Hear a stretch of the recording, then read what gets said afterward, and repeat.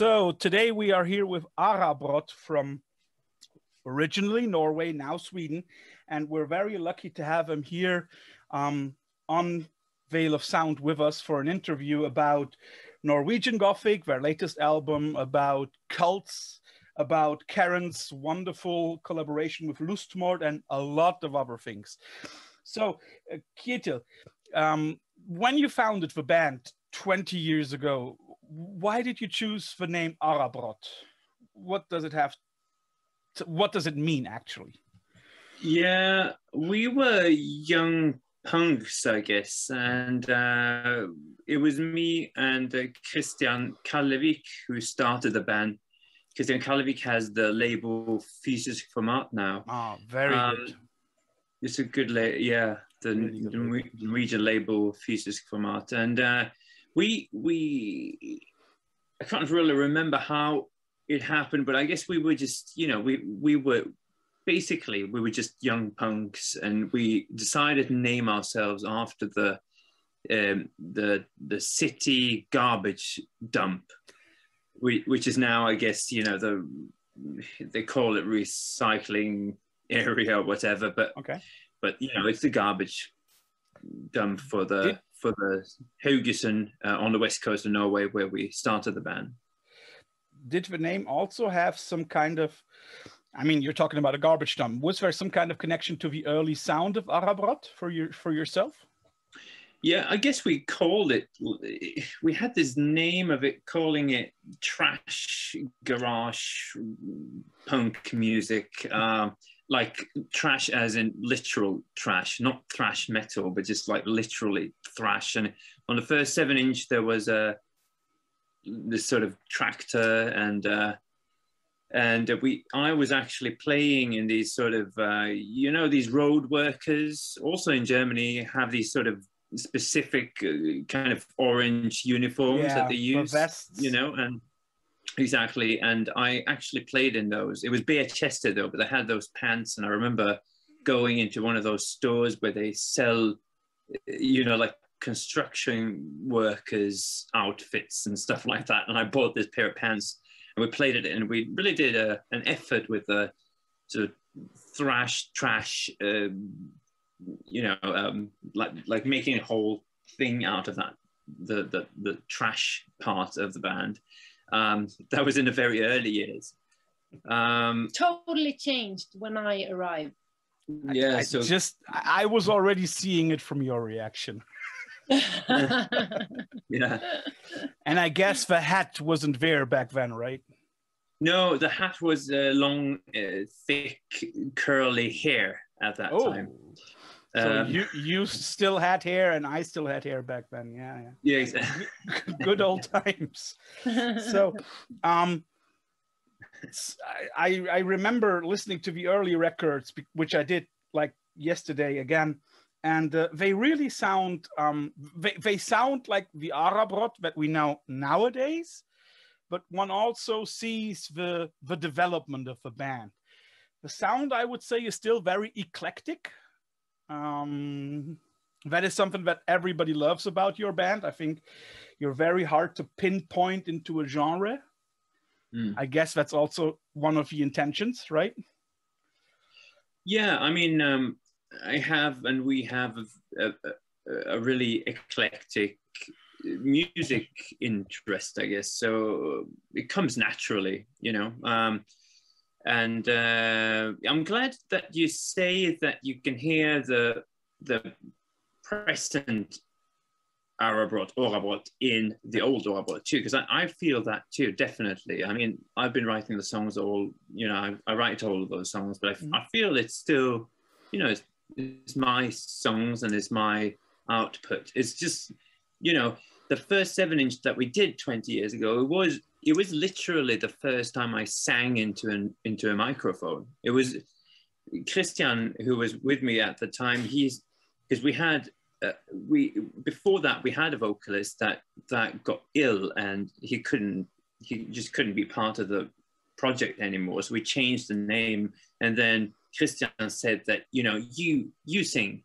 And it doesn't matter, you don't have to sing, you just shout, do whatever, it'll be cool as long as it has attitude. So that's what we did.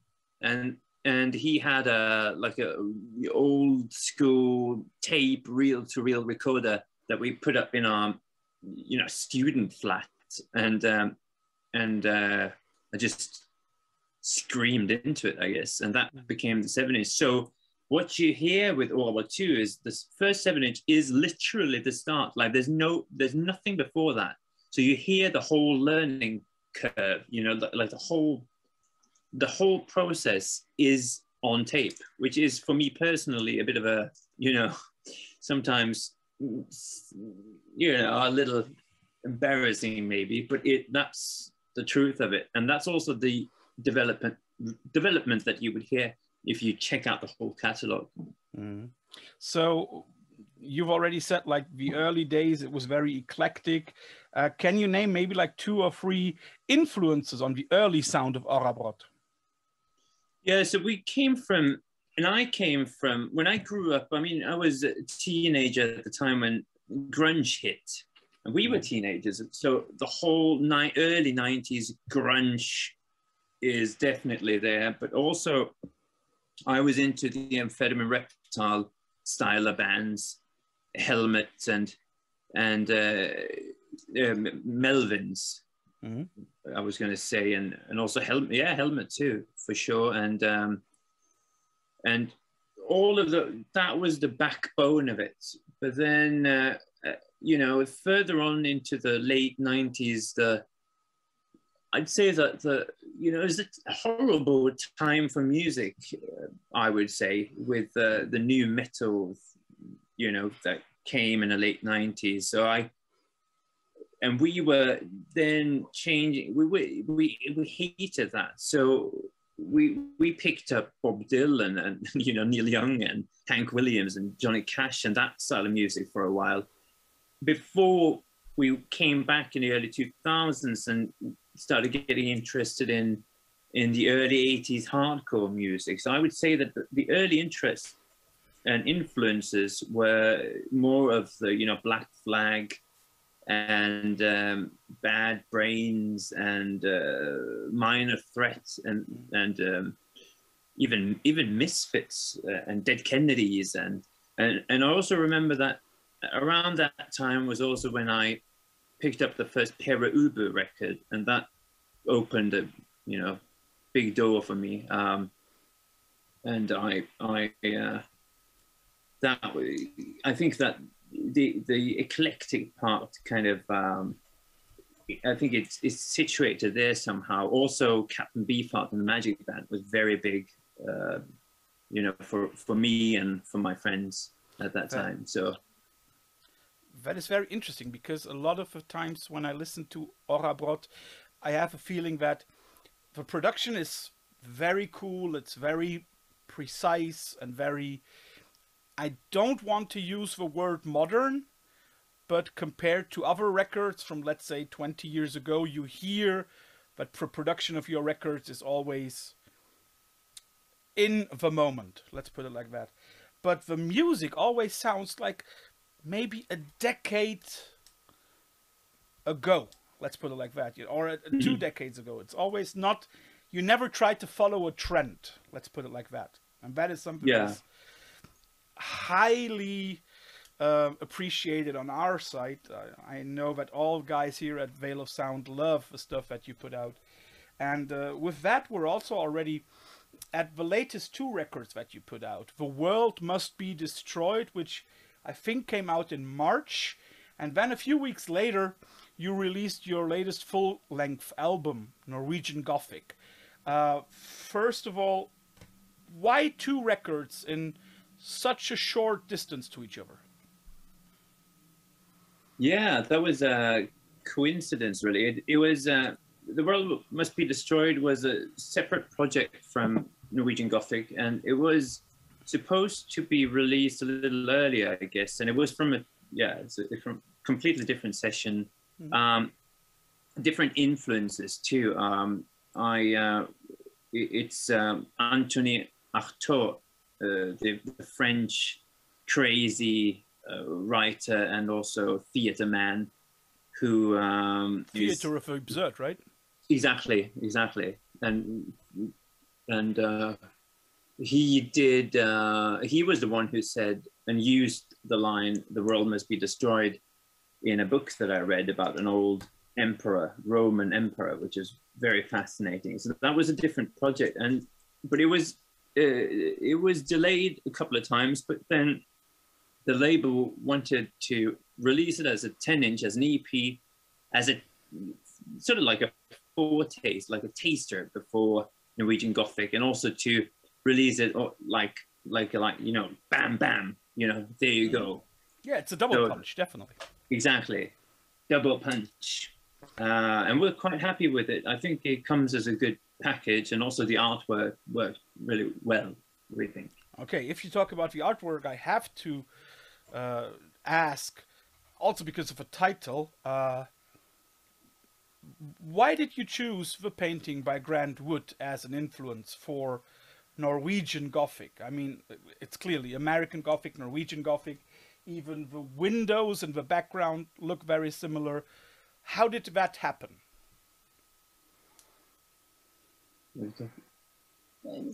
So it was a friend of ours in the States who jokingly named us Norwegian Gothic quite a long time ago, and I wrote it down because I thought it was quite fitting.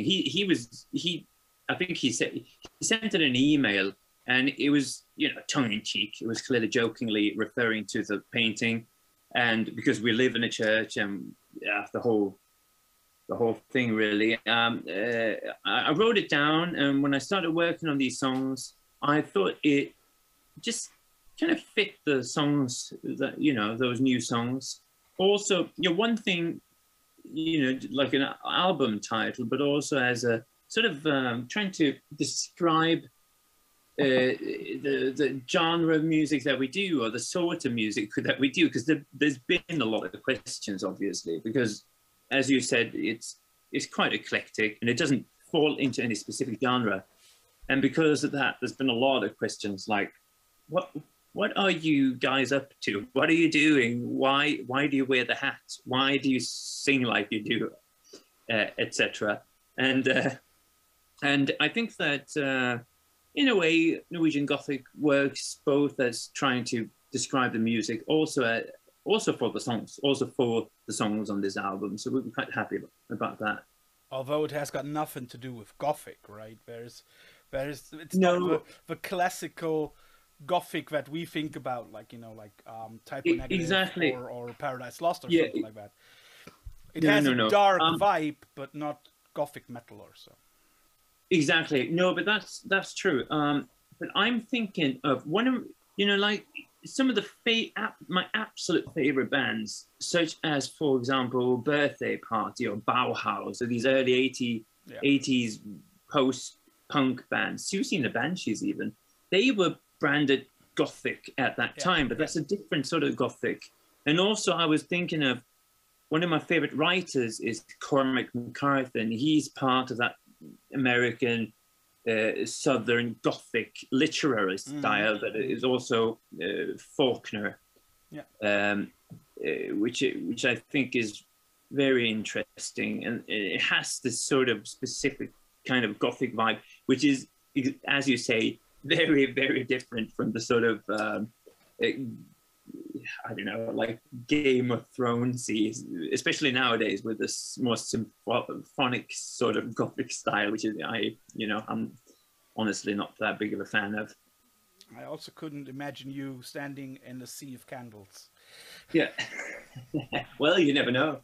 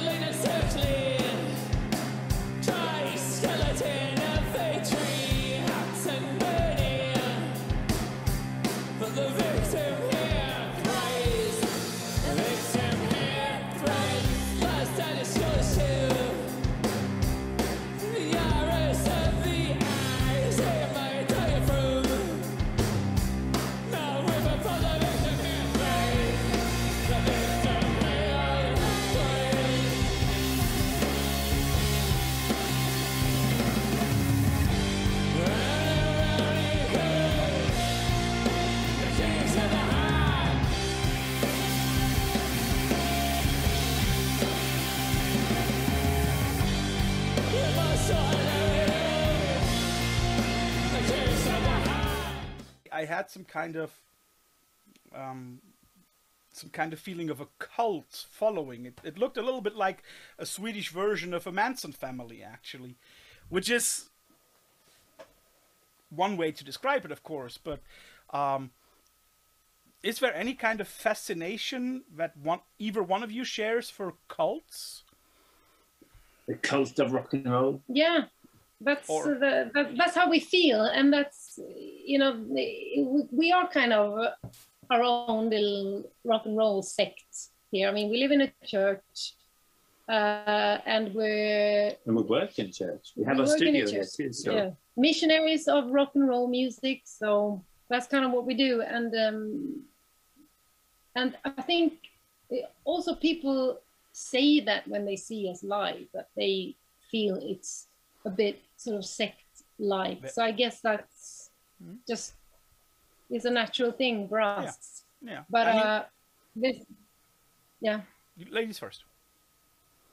No, there's a difference, I think, between, like, we kind of have a sort of a humoristic take on it. Yeah. It's not that we you are big fans of, you know, preaching, you know, a certain view to other people, but in this video it's a little bit of both.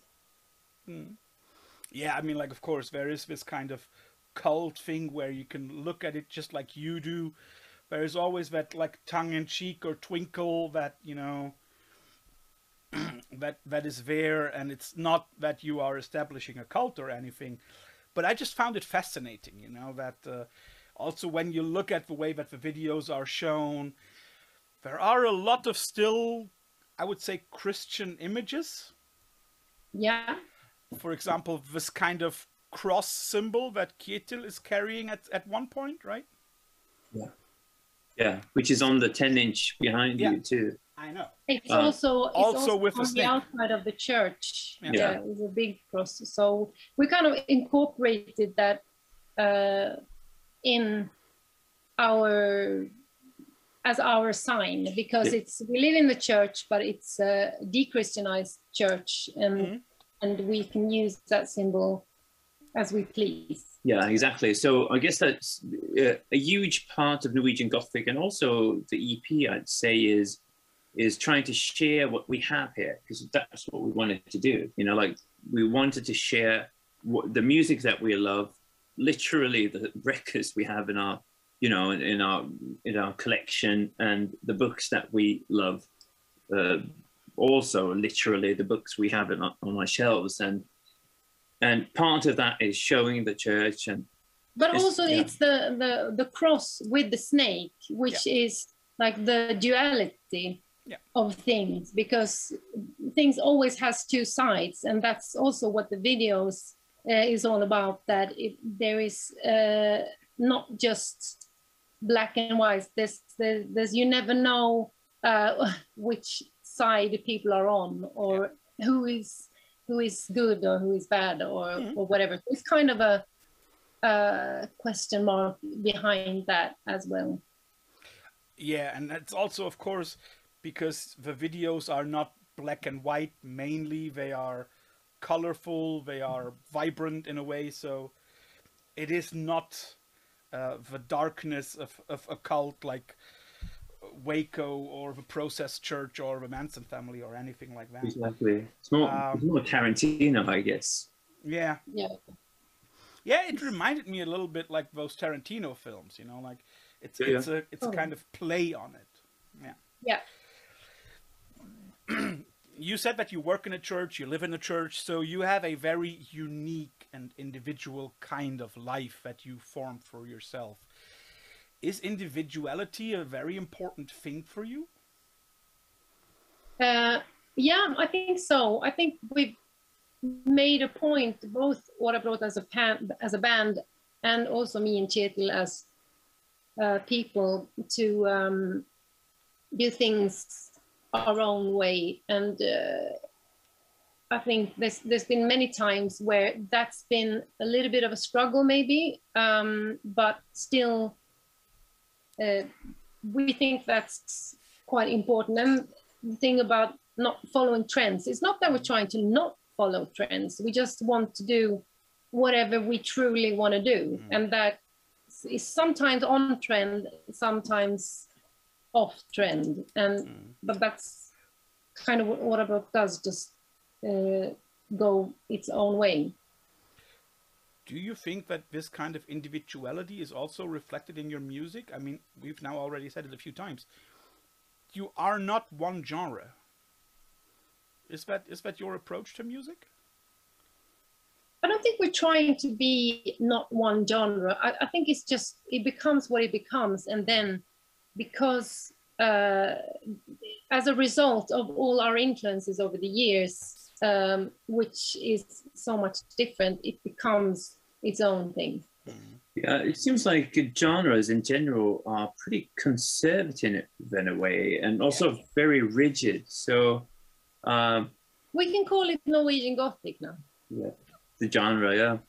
But then again, you know, there are definitely some bands around that don't fit genres, which I'm happy about, which I, you know, and I guess it's, you know, we are comfortable. There are pros and cons of being not part of a sort of, yeah, of a genre, or it's as if we fall between stools, in between chairs. Is that the expression? And but then we can sit on all chairs at the same time. So yeah, which would lead us back to another theater of the absurd writer, UNESCO and his chairs, where nobody is there, but they play as if everybody is there. This individuality thing is very often connected to DIY. Is Arabrot a DIY band? I mean, like, in making and recording the music. I know that you're on a label, but otherwise, is your approach a DIY thing? That is a good question, because I think you would have to answer this too, Karin. But I think that first off, that we are definitely not the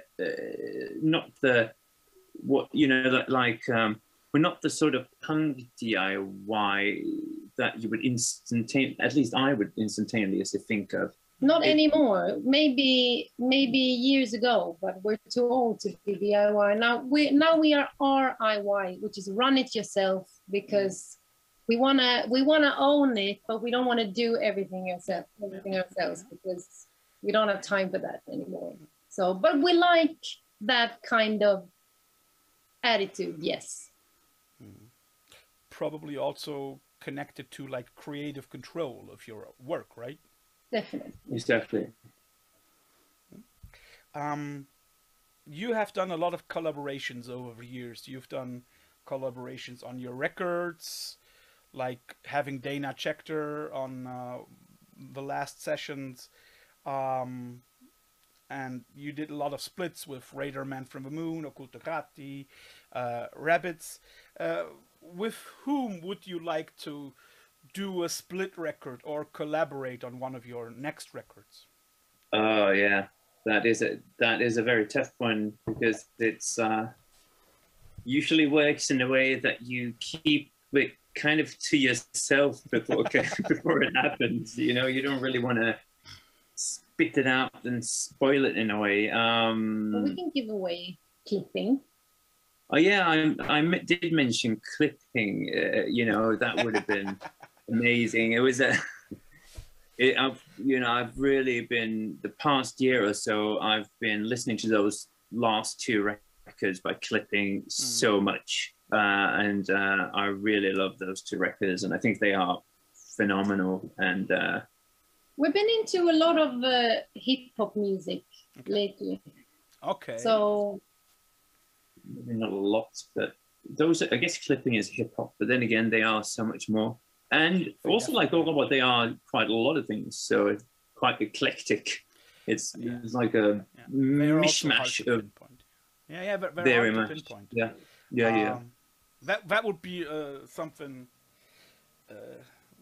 that everybody would dream about. You know, like having one of the newest four, how do you call it? Front runners of hip hop, doing a collaboration, one of the, at least I would say, most interesting noise rock bands out there.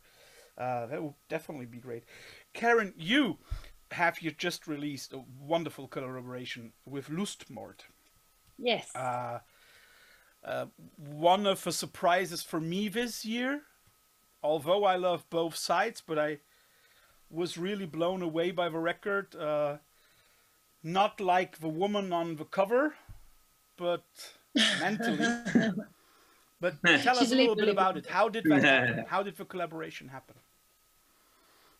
Well, we didn't know each other, but I've been a fan of Lustmord for many years, and I contacted him about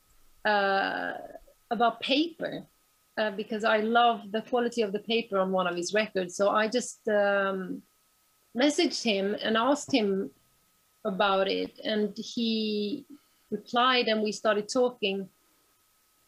And then we started talking about a lot of things, and he ended up remixing one of my songs. And I think then when he listened to the vocals, he said, you know, this is what I've been looking for. I would love to collaborate on an album. So I was quite blown away myself about that, because I didn't see that coming. But he came over from LA and to my studio, and it was really cool experience. He works in a very different way from other artists and producers that I've met. So it was a really unique experience.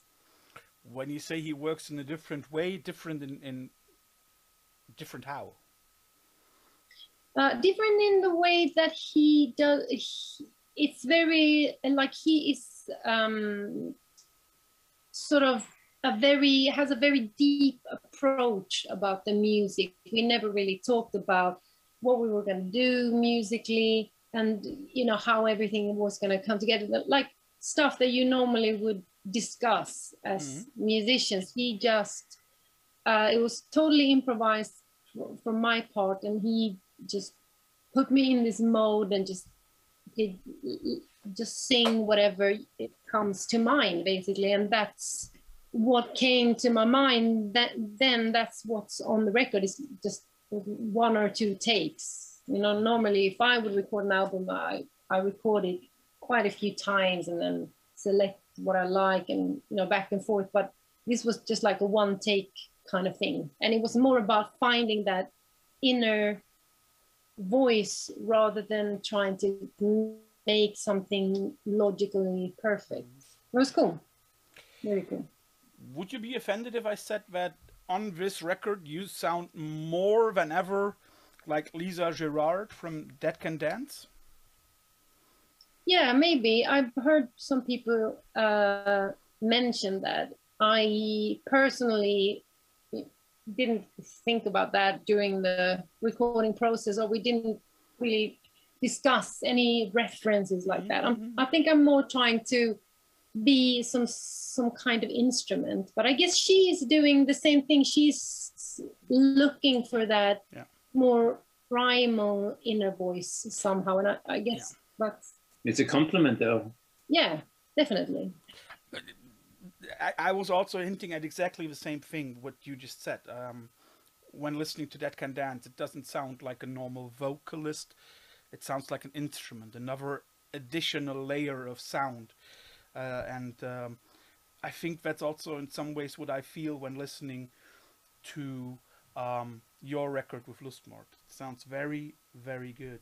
And when we talk about similar voices, Kjetil, I have to ask you that, because there is also one comparison that always comes to my mind when I hear your voice on tape. You sound a lot like Nick Cave, at least to me.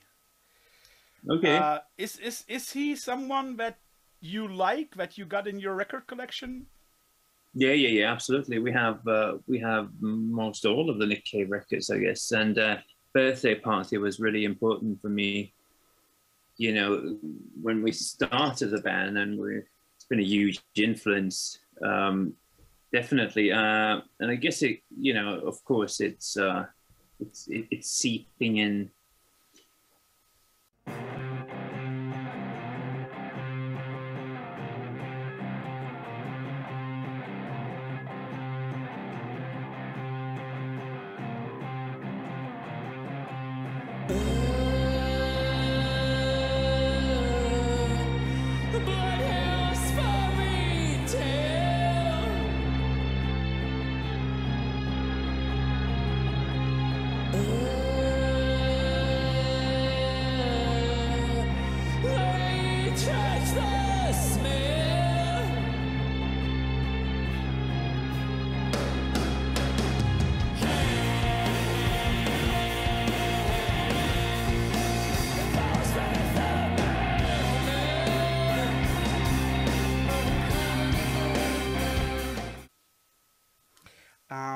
You also wrote a few covers over your time as a band.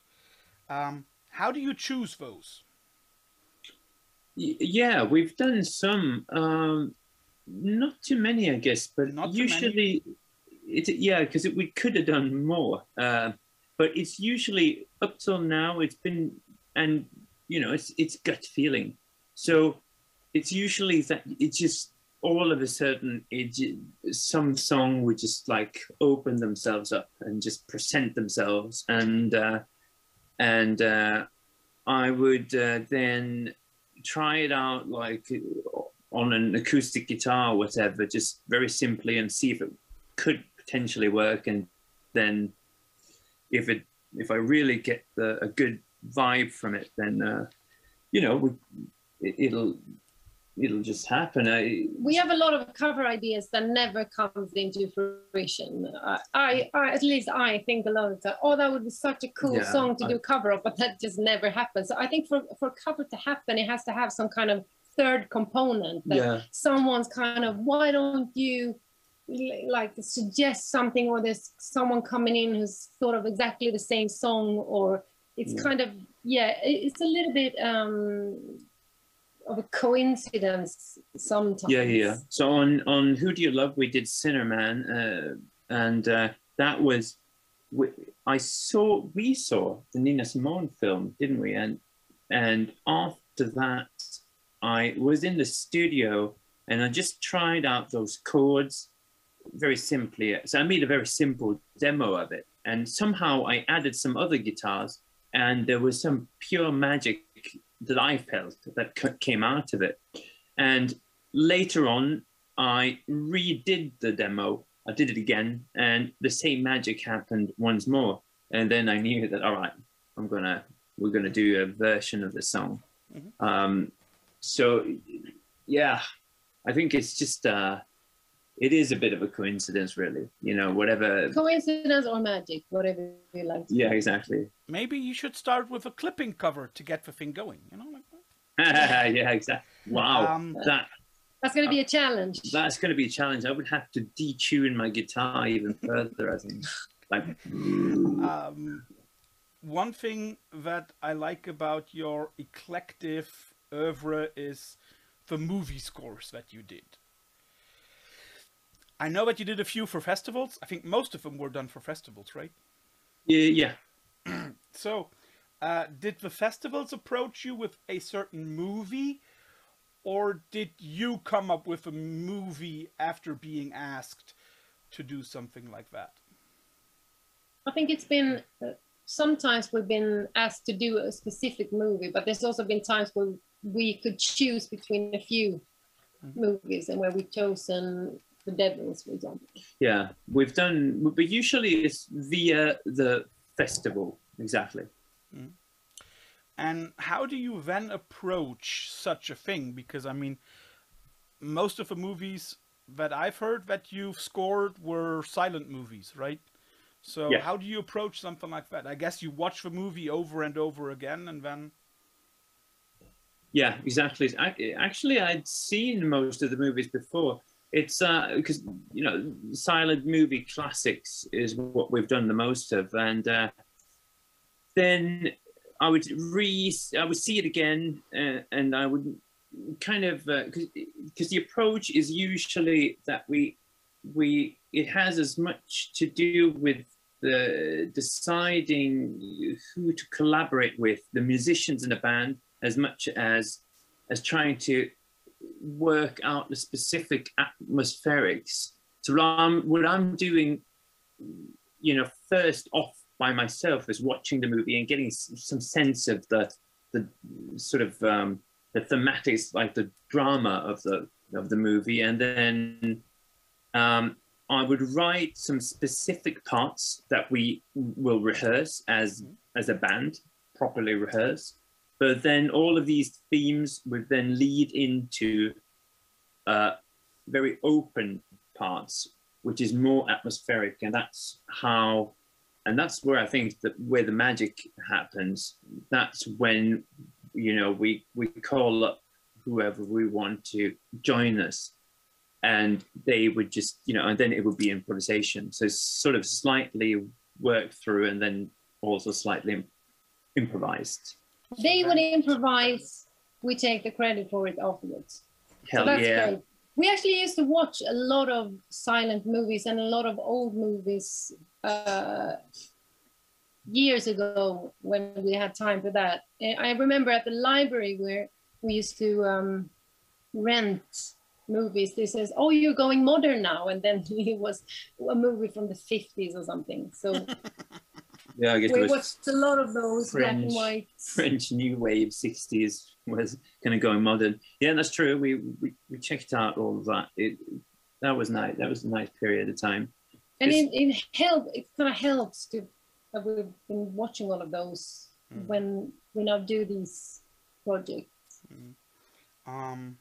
Would you do a score for a non-silent movie? Because then you would have to also think about the sequences and samples and all of that, which is different. Yeah, that would be super cool. I really hope we get to do that. And also we did The Devils, Ken Russell. Oh yeah. The Devils. We did that at a horror film festival in Norway with Lustmord at that time. And then we had the dialogue coming in and out. And that was quite interesting to do because it's very, very different from the early silent movies, the 20s, or even earlier silent movies, because it also has to do with the filmmaking. The filmmaking in the 20s, that's really early on. There's a lot of innovation going on, but also the narrative in those movies are very specific for the 20s because before they had talking, you know, before they had sound, obviously, which, you know, is a huge difference, but also the sort of the narrative in the pictures are very specific. You can tell that they are from the 20s. It is very, very different from what happened later on, 40s, 50s, 60s, and 70s, when everything just changed around. And now it's the cinematic language and narrative that we're used to. So I wouldn't want to do a score for one of the movies that came when sound and dialogue came, because then it's like constant dialogue, and it's like they try to cram in as much dialogue as possible in one movie. So there's like no like film language in that sense. It's good like that. Find it, right? Yeah, you have to. Yeah, exactly. You have to find the words. Yeah. When we're talking about words, the bridge to literature is not difficult. And by now, everybody who watched this knows that you are really literature buffs, both of you. So what are you reading right now? I just finished 2 great books, which was very nice. One of them was music writer Alex Ross's Wagner book. And I'd highly recommend that book. It's fantastic. So is it a real biography? It's not, yeah. So it's not a biography per se. It's more of Wagner's influence on literally everything. I mean, Wagner is very, it's a curious thing with Wagner because it's so, I mean, he's so big and well known and such an amazing artist, obviously, and composer. Also, he's, you know, obviously anti-Semitic and all of those things, and also his influence just is, you know, is seeped into not only music but also, you know, poetry and movies and writers and architecture and politics, and it's literally in every field of everything. And Alex Ross's book is a huge book. It took me forever to get through it. It's probably 800 pages, but then it goes through all of the stuff that I really love and all of the influences that I've had, you know, literary and musical influences that I've had, you know, and Arabrot has had ever, I think. So that book is like an encyclopedia. It's a really good book. So I finished that, and okay. Yeah, okay, you do now. It was a long one. It's a big book. So. Long book, long explanation, of course. Exactly. Yeah. I read The Miracle Club by Emil Horowitz, which is he's a historian, a believing historian, he calls himself. It's a book about modern occultism, I guess. Okay. I read a lot of books about that. I've been reading it for ages as well, but it's not 800 pages, but we've just had a baby, so I read like 1 page a day or even less than that. But yeah, it's a great book. Tell me about it. Yeah. But it gets better. It gets better. It gets better. I can now say so after eight and a half years. I'm glad we're glad to hear. To that. Yeah. One thing that strikes me is you have won a Grammy, right? Yeah. So I mean, like, what kind of experience is that? How do you know? Okay, I just won a Grammy. Were you there? Were you invited, or how did it all happen? Yeah, exactly. It's the Norwegian Spellemannsprisen, which is the equivalent of the Norwegian Grammy, and we were nominated and we were invited to the show, and it was a live show on national television, and we won the prize, and I had to go up there and thank I can't even remember who. I don't think I thanked anyone. I wasn't there. I had a show of my own. So. But I did. I was very happy about that. To be honest, it was a nice experience, and it was fun and different and thrilling, and you know. And also, while doing some research, Karin, is it true that you wrote or co-wrote a song for the Eurovision Song Contest? Yes, wow. That's true. And it did really well too, didn't it? Yeah, it did really well. Interesting. Combinations that nobody would ever have thought of. Yeah, I actually wrote the song intentionally for myself, but then I felt that it wasn't the song for me. I felt it needed a different person, and it ended up in Eurovision at one point. That was good. Several years ago, right? Yeah. We've already talked about producers, for example, Lustmord. But whenever looking through your discography, whenever looking through your chronology as a band, there is one name that pops up ever so often, and that is Steve Albini. Yeah. How important was he for the development of a band?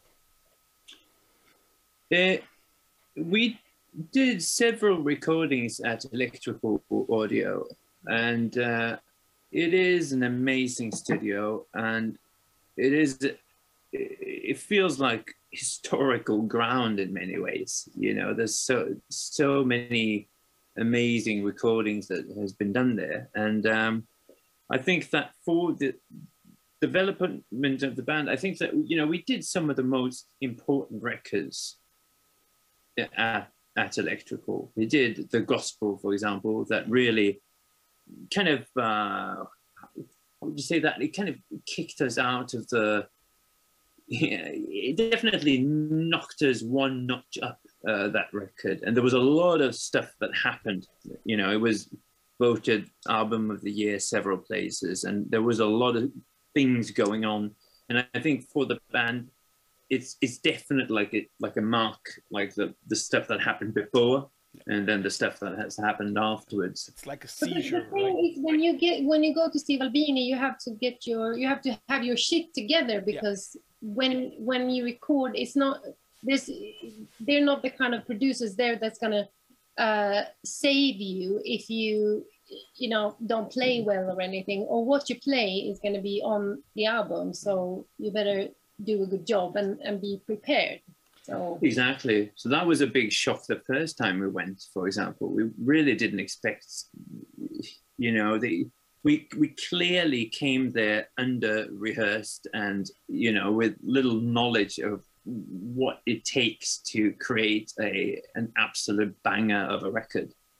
We were young kids basically, and kind of naive, and it, you know, some interesting things came out of it, but we definitely needed that first one to, you know, to be able to create the next one that we did there, which was the gospel, I guess, and which was really like, it was Tolerainus. It was Tolerainus. Yeah, we won the Grammy then on the next one. So definitely eye-opener to come there and experience that sort of environment.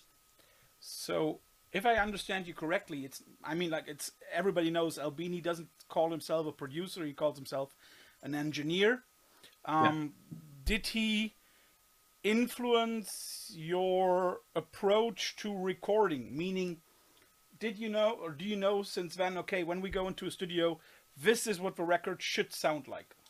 Yeah, exactly. So literally what I did, because I am a songwriter mainly, and a singer in Arabrot, you know, main man of Arabrot. So have been for a long time. So what I did is, because of the studio, I just literally copied the whole electrical audio style, you know, with microphones and stuff, and just brought it back here so I could do it myself. Okay. And I don't we brought Greg here. Yeah, we even brought Steve Albini's right-hand man over here to overlook the things. And I don't think they think of that as a good thing too, because they're very open with it. And you can even go to the homepage and have a look at what they have and what they do with the stuff. So I think that's part of their whole thing, is actually to try to, you know, share the knowledge that they have. And yeah, so we did that, and it works splendidly. I mean, the sound on your last records was splendid, so I can only agree. And I also love this kind of punk thing that he still has about him, you know. Yeah. You very clearly see what you get. You very clearly see what you could do if you had it. True.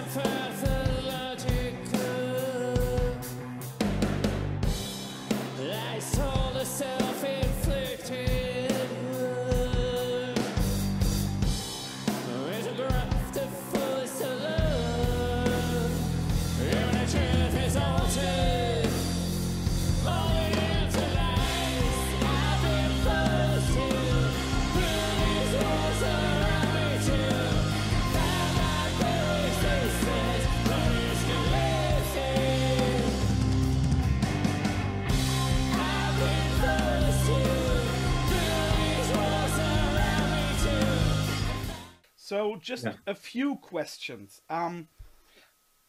Your hat. I don't want to talk about the hat, but I want to talk about the style, because I still remember seeing you on stage, and I loved the fact that it was not the typical, okay, we all wear black and that's our identity.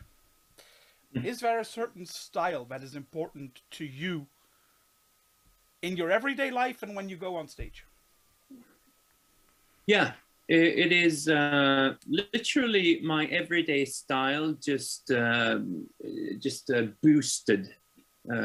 You know, there's been a lot of questions about the hat and the style, but I mean, it's just a bigger hat than the hat I wear in everyday life. Mm-hmm. You know, if you see a picture of Kjetil when he was 8 years old, he looks the same. I'm not even kidding. He's had a few styles in between, but he's kept, yeah. He's been very consistent from an early age. So it's not, it's but true that Norwegian again speaks style for him. He knew what he wanted. We've been talking about clipping, and we've also been talking about the fact that you have a very eclectic taste in music. So, for both of you, favorite record of 2021 so far? Yeah. And Kjetil, you are not allowed to say there is a record by Karin Park and Lustmord. Okay, that's fine. Am I going to say one? Yeah. Or one. several? No, one. We only got a few minutes left. One. Yeah. You going to start, Karin? I haven't even come to 2021 yet. I still have some records from 2020 to go through. But there's definitely a few very exciting artists that has released albums this year, but I haven't been able to call them my favorite records yet, I think. What would you say? I would say that, okay, so let's put it this way. Nick Cave and Warren Ellis did a really great record, I think, Carnage, and Arab Strap did a fantastic new record. But I think the best one so far, yeah, exactly, 10 years or what's it, maybe even more. I think more. Yeah, but my favorite this far, for sure, is Gazelle Twins' Deep England. That record is phenomenal. Interesting choice. Yeah, I love that record. Okay, just a few quick fire questions. I give you an answer. Both of you, I give you a question. Both of you give me an answer. No explanations.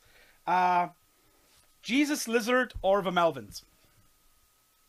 Are we both answering? Or yeah. Let's see if you always say the same thing. Jesus Lizard for me. Jesus Lizard for me. Was it all the Melvins? Jesus Lizard or the Melvins? Oh, Melvins, then I say. Both. Would you also say both? Okay. I would say Jesus Lizard. Then I say Melvins. So then we, you know, because we're both fans. No explanations. All right, whatever. Cows or Unsane? Unsane. I agree. Nosferatu or Dracula? Nosferatu. Nosferatu. Winter or summer? Summer. Summer, yeah. Vinyl or streaming? Not vinyl. Hardcover book or ebook? Like paper or an e-reader? Definitely hardcover. Hardcover, yeah. Does anyone reply ebook? I already had one, yes. That's unbelievable. Okay. And I must say, when I go on holidays, I also have my e-reader with me because... Yeah, which is fair enough. Fair enough. Fair enough. Priest or Maiden? Priest. Judas Priest, yeah, I would have to say that. Die Kreuzen or Big Black? Big Black. Big Black. Yeah, you had to say that, right. I guess I know Karen's answer. Beer or wine? Definitely wine. Wine here too. Ooh. Favorite band to tour with? that you have toured with, or that you would like to tour with? You should say David Bowie then. Yeah, I'll say David Bowie. Because you did. Yeah, what do you say? Whoa. Yeah, I mean, I would have to say David Bowie too. I guess that's just such an experience, right? Yeah. Yeah. Neurosis or ISIS? Neurosis. I'll pass on that one. Okay, you said that you've been listening to hip hop, so I gotta ask: Snoop Dogg or Ice Cube? Ooh, that's little explanation there. I prefer Snoop Dogg's music, but I like the attitude of Ice Cube. Mm-hmm. Snoop Dogg here. Ooh, just too similar. Jefferson Airplane or 13th floor elevators? 13th floor elevator. Yeah, Rocky Erickson. Both again? Yeah. So it's just unbelievable how alike this couple thinks. Thank you very much for the interview. It was a pleasure. Pleasure for us too. So many things about your way of approaching music, literature, and everything. Thank you very much. All the best for the next record, the next projects, whatever comes. Hope to see you on tour sometime. Maybe hopefully next year. and all the best. Thank you very much. Thank you so much. Thank you very much. Nice talking to you. Yeah. So.